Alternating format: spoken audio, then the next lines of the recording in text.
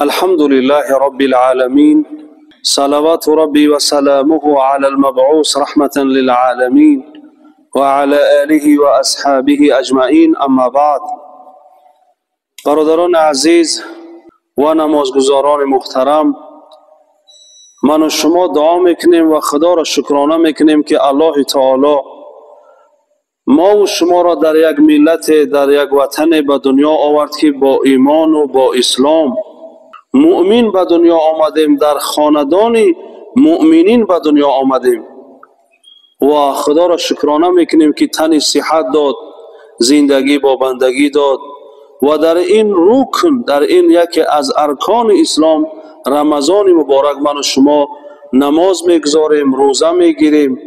الله تعالی را بر این ایمان و بر این هدایت شکرانه میکنیم و دعا میکنیم که الله تعالی من و شما را استوار و ثابت قدم در این ایمان و در این هدایت نگاه بدارد.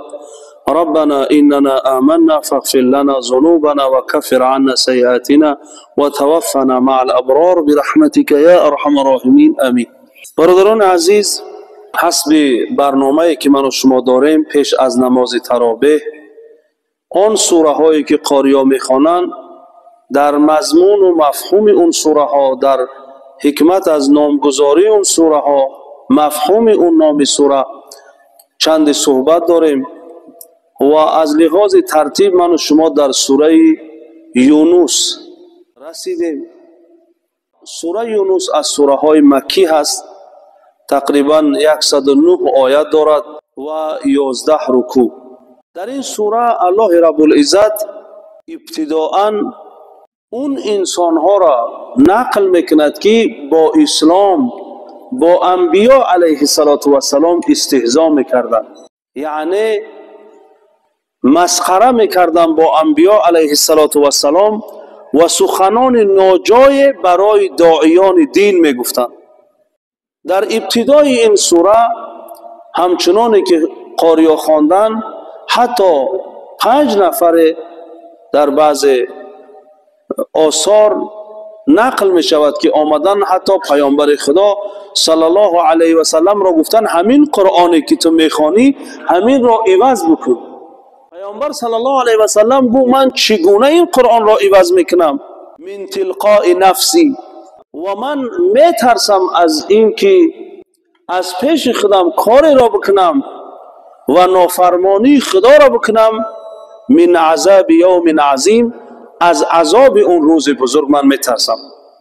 تسمیه این نام سوره یونس به خاطر است که در این قصه یونس علیه السلام می شود. برادران عزیز، حضرت یونس علیه السلام یکی از انبیا علیه السلام هست که این را به سوی نینوا، مکان در عراق، امروزه که در زمین عراق رفته میرسد نینوا، در همون جا این را خداوند فرستاد به سوی یک قوم که اون قوم را دعوت کند به سوی خدا. حضرت یونس علیه السلام وقتی که در این نینوا رفتند، با اون قوم واخوردند و آنها را دعوت کردند به سوی خدا، به سوی ترک کردن از این بوت و سنگپاره و از این چیزها را گفت ترک بکنین، این شرک ترک بکنین. خداوندی که آفریدگار زمین و آسمان هاست، آفریدگار من و شما هست، این را عبادت بکنین. یعنی مردم را به سوی توحید که هر نبی از انبیا علیه السلام همین وظیفه دار است. اینا معلم دینن، مردم را به سوی خدا دعوت میکنن. وقتی این شروع کرد، اینا دید که این مردم ترک کردن و دست کشیدن از اون شرک شانده راضی نیستند، یعنی به سوی هدایت و به سوی اسلام و به سوی خدا پرستی چندان میل ندارند. یونس علیه السلام بر اینها گفت که 3 روز مهلت است.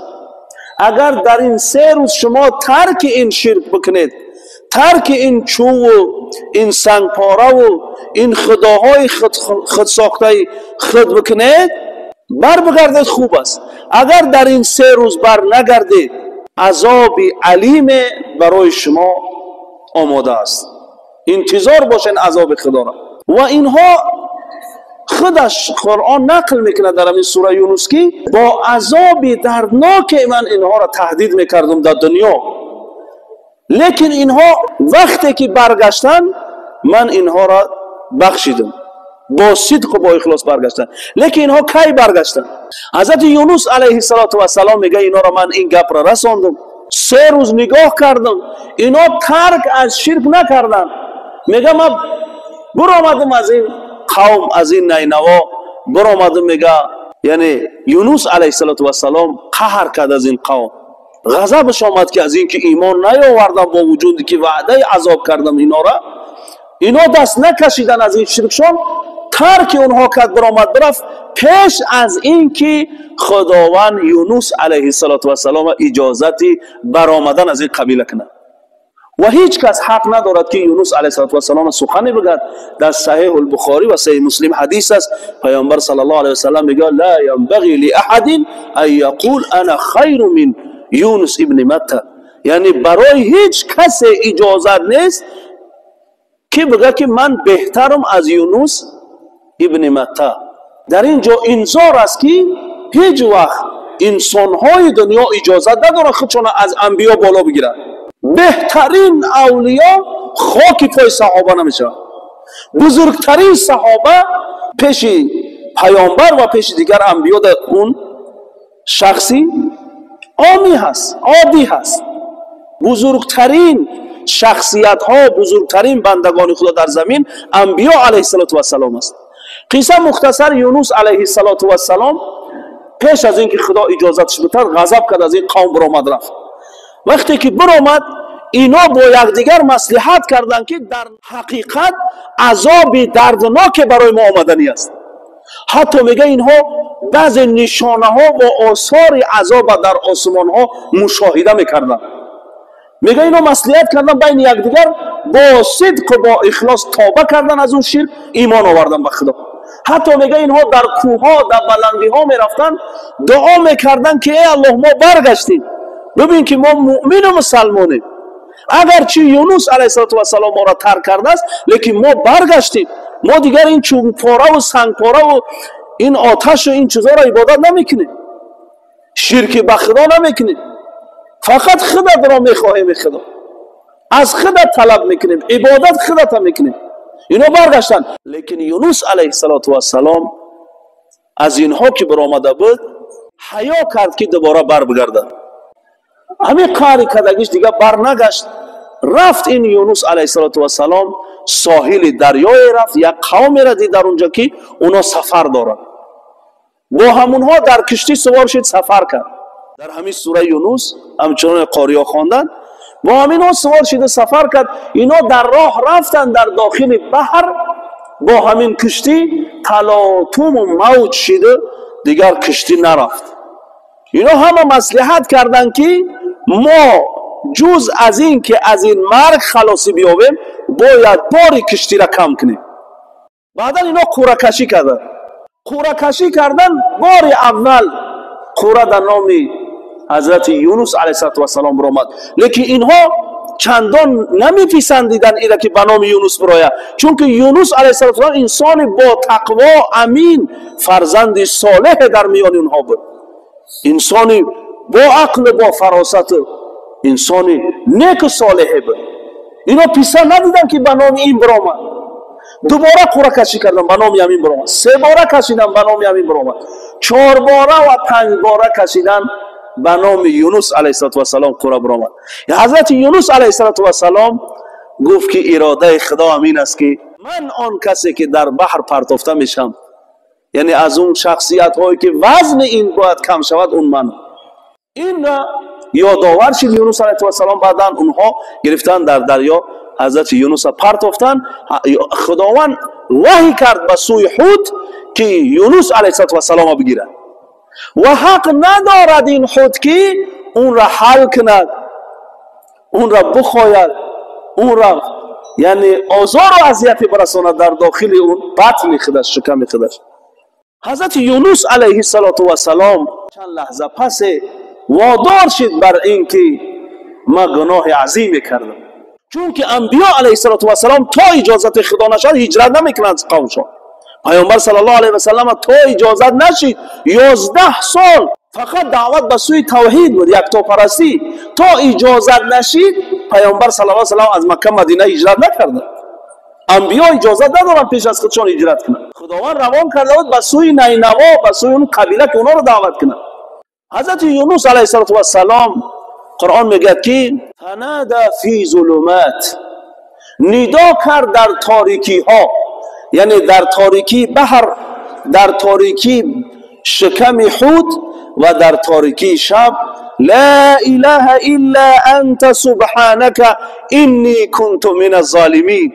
و این ایمان دارم که خودت یکتایی و پاکی از همه شرک ها، از همه گونه نقصان پاکی تو. و انی کنت من الظالمین، اعتراف کرد بر گناهش که من بر خودم ظلم کردم، بدون اجازت تو ای پروردگار من اون قبیله که ایمان آوردم از اونجا بیرون شدم. در حدیث میاد که اینجا این دعا را که کرد ملائکه ها خداوند را گفتن که صوت معروف، همین آواز شناس است. خداوند گفت شما نمیدونه حال عبدی، این بنده من است، یونس ابن متی. این یونس علیه السلام پسر متی است. دو تا نبی با مادراشون نسبت داده میشد، یکی عیسی ابن مریم، یکی یونس ابن متی. گفت این بنده من است. ملائکه گفتن ای الله این یونس است. گفت بله. گفت کان یدعوک فی الرخاء فاقبل دعاءه فی الضراء. ای الله این تو را در حال آزادی و در حال نعمت داشتن و سلامتی همیشه دعا میکرد، در حال سختی دعای را قبول کرد. الله تعالی دعای را قبول کرد. حوت گفت که برن در لب دریای را پرت آید. آوردن در اونجا حضرت یونس علیه السلام پرت افتند. دوباره خداوند وحیش کرد، امرش کرد که بر بگردد به سوی قومش. از اونجا یونس علیه السلام برگشت، رفت که قوم شدید که در یکتاپرستی هستند، ترک از بت پرستی و شرک کردگی همه یکتاپرست. بعد یونس علیه السلام با اونها همزیستی کرد، باز اونها را تعلیم و تعلم، دعوت به سوی یکتاپرستی، دعوت به سوی بندگی، دعوت به سوی ذکر کرد. شما در این قصه یونس علیه السلام چند چیزا میبینید. یکی از اون چیزهایی که قاریا در این سوره خواندن و من و شما گوش کردیم این است که لولا من المسبحین، اگر این یونس از ذکر کنندگان نمی داشت قبول نمیشید. یعنی ذکر کردن خدا. پیغمبر میگه اینی لاستغفر ربی فی کل یوم 100 مره، من هر روز پروردگار ما 100 مرتبه استغفر الله میکنم. ذکر کردن یکی از مسائلی که اجابت دعا میشود.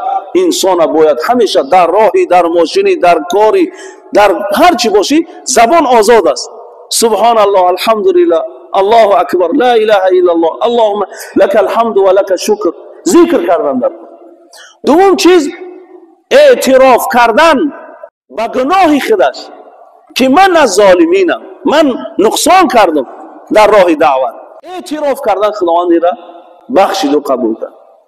و حسب وعده که دیشب کردیم گفتیم یگان بزرگانی که اعمال نامطلوب داشتن بعداً توبه کردن و برگشتن به سوی خدا، اونها از نیکان و صالحان شدن.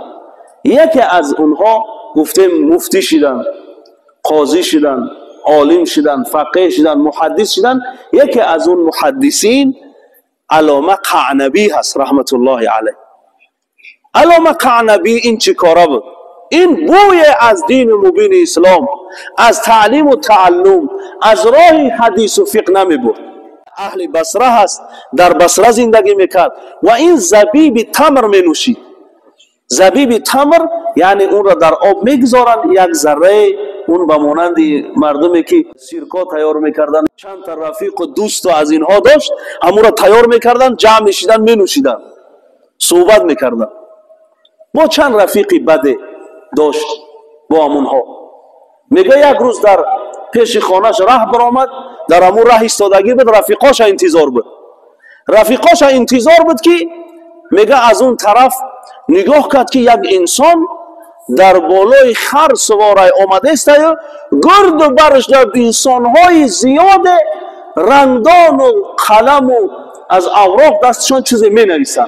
میگه ششتگی بود انسانهایی که این کارا را میکنن کم تر خیل با جرأت‌تر میتوان. میگه اون این را دید کی است؟ ای جاش بلند شد خیس میگه آمد ای نقطه خری همون قپید گو منند تو کی؟ مردم مرده گرد بر اترا گرفتن تو کی؟ اون مردم گفتن تو در بصره زندگی میکنی نمیشناسی این کی است؟ شعبه ملک امیر المؤمنین فی الحدیث، این امیر محدثین دنیا هست، شعبه است. گو من شعبه. کیه شعبه؟ یحدث عن النبی صلی الله علیه و سلم. اولا گفتن محدث. گو چه حدیث میگه؟ گفتن یحدث عن النبی صلی الله علیه و سلم، از حدیث های پیامبر میگه. همه این گرد بر شاگردا و محدثین هستن، این از پیامبر حدیث میگه، اینا مینویسن. گو میگه این قعنبی گشت طرف شعبه، همون لجام نقطه خر این در دستش بود بندش. میگه گو حدیثنی، کو یک حدیث مرا بگو. شعبه استازن اینو درد دواش میدونن، در کجا چی را بگذارن. شعبه رحمت الله علیه محدث میگه گفت که چیزش نکنین، یک حدیثش گفت حدثني منصور بن زازان عن ربعي بن الحراش عن ابي مسعود البدري قال قال رسول الله صلى الله عليه وسلم مما أدرك الناس من كلام النبوة الأولى إذا لم تستحي فاصنع ما شئت. يعني شعبه از منصور ابن زازان از ربعی ابن الحراش عن ابی مسعود البدری روایت کرد که گفت پیامبر صلی الله علیه و سلم آنچه که مردم از انبیای گذشته حفظ کردن و میدانند این هست که اذا لم تستحی فاصنع ما شئت، اگر حیا نداری هر چی دلت میخواد بکن. پیامبر خدا میگه که ای مردم، کسی حیا ندارد چیزی دلش میخواد بکند. حیا از ایمان است. میگه اینجا بود که دل قعنبی ده، دلم همون زمان مفتوح بوده است، باز بوده. این کلام جاش ده نشست. میگه نقطه خر پرتوف راست خانه آمد. دوستاش دیگه انتظار نشد. خانه آمد میگه کم ترک از همون چیزای تیار کردگی و مینوشیدگیشون داشت. میگه اونا را گفت بیار. آورد میگه همه را شکست ریخت از زمین. میگه گفت که اذا جاء اقرانی قل خرج، اگر دوستای ما آمدن بگو که برآمد، نمیدونی کجا رفت. برآمد اونجا از مردم پرسید من اعلم الناس، داناترین مردم کی هست؟ گفتن مالک فی المدینه. امام مالک رحمت الله علیه، اون محدث، اون عالم، اون فقیه، اون صاحب مذهب که امروزها همه میشناسد، گفتن امام مالک در مدینه است. این قعنبی از بصره آمد مدینه، 1 سال و چند ماه ده کان من اعلمی تلامذ مالک، یعنی در 1 سال و چند ماه از عالم ترین شاگردان امام مالک بود. همه حدیث های امام مالک از یاد کرد. بعدن قصه کرد در اونجا که سبب هدایت من شعبه هست. امام مالک را نصیحت کرد که تو پیش شعبه برو، تو شعبه را که بشناسی پیش ما کجا آمدی. اون امیر مومنین در حدیث است، اون بین محدثین ملک است، ملک سلطان است در میان محدثین. گو پیش اون برو.